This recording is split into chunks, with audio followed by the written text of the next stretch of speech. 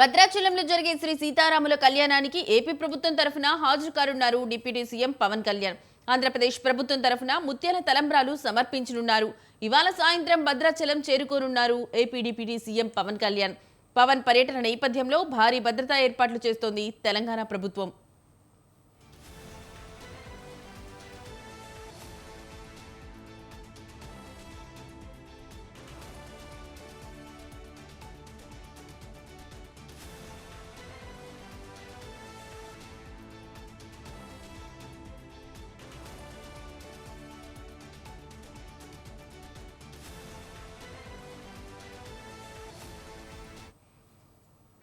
భద్రాచలంలో జరిగే శ్రీ సీతారాముల కళ్యాణానికి ఏపీ ప్రభుత్వం తరఫున హాజరు కానున్నారు డిప్యూటీ సీఎం పవన్ కళ్యాణ్. ఆంధ్రప్రదేశ్ ప్రభుత్వం తరఫున ముత్యాల తలంబ్రాలు సమర్పించనున్నారు. ఇవాళ సాయంత్రం భద్రాచలం చేరుకోనున్నారు AP deputy CM Pawan Kalyan. Pawan పర్యటన నేపథ్యంలో భారీ భద్రతా ఏర్పాట్లు చేస్తోంది తెలంగాణ ప్రభుత్వం. ఇక ఇదే అంశానికి సంబంధించిన మరింత సమాచారం మా స్వతంత్ర కరెస్పాండెంట్ సుధాకర్ ఫోన్ ద్వారా అందిస్తారు. సుధాకర్, చెప్పండి, పవన్ కళ్యాణ్ వస్తున్న నేపథ్యంలో ఏర్పాట్లు ఎలా ఉన్నాయి? Thank you.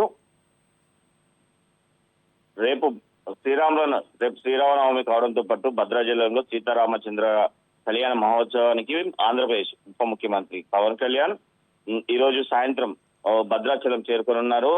ఈ రోజు మధ్యాహ్నం 12 గంటలకు హైదరాబాద్ నుంచి నేరుగా రోడ్డు మార్గం గుండా ఆయనే భద్రాచలం చేరుకుంటారు. భద్రాచలం చేరుకున్న తర్వాత ఈ రోజు సాయంత్రం నుండి రేపు కళ్యాణం అయిపోయేంత వరకు కూడా పవన్ కళ్యాణ్ భద్రాచలంలో ఉండడం జరుగుతుంది. దీనికి సంబంధించి పూర్తి స్థాయి ఏర్పాట్లు కూడా చేయడం జరుగుతుంది. ఎందుకంటే పవన్ కళ్యాణ్ ఆంధ్రప్రదేశ్ ఉప ముఖ్యమంత్రి, ఆంధ్రప్రదేశ్ తరఫు నుంచి ముత్యాల తలంబ్రాలతో పాటు పట్టు వస్త్రాలు కూడా తీసుకొచ్చి స్వామివారికి సమర్పించనున్నారు. ఇదే కాకుండా చూస్తే రాములవారి కళ్యాణంలో భాగంగా ముఖ్యమంత్రి పాల్గొనడం జరుగుతుంది.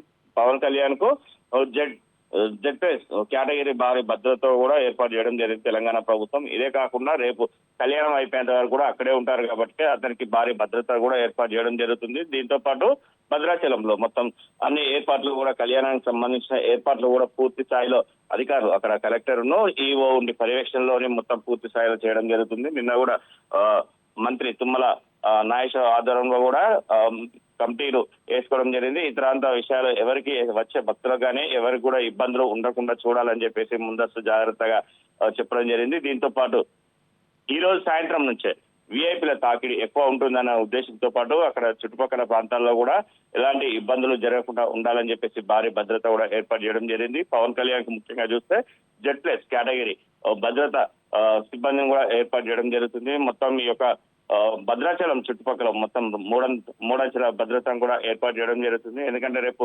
రాన్న ముఖ్యమంత్రి కూడా తెలంగాణ ముఖ్యమంత్రి రేవంత్ రెడ్డి కూడా వచ్చే అవకాశం కూడా ఉంది.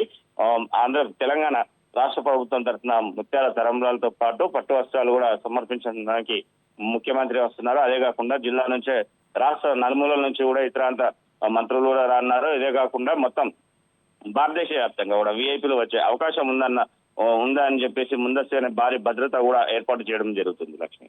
Right Sudhakar, thank you.